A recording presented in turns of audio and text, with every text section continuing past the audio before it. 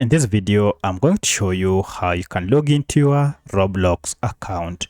If you find this video helpful, I'll kindly request that you support me by liking the video and also by subscribing to this channel. Alright, so the first thing you need to do is to go ahead and search for Roblox using any browser, or open Roblox on your mobile app, and then you will be taken to this interface where you have to log in.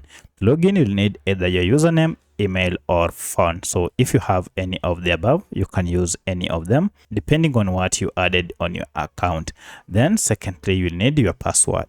So I'm going ahead to use my username, and then under my password, I'll enter my password and then click on login, and this will take me directly to my Roblox account. And as you can see here, I'm now logged in and I'm good to go. So that's how you can log into your Roblox account, by following these simple steps. If you have any other question, kindly let me know in the comment section.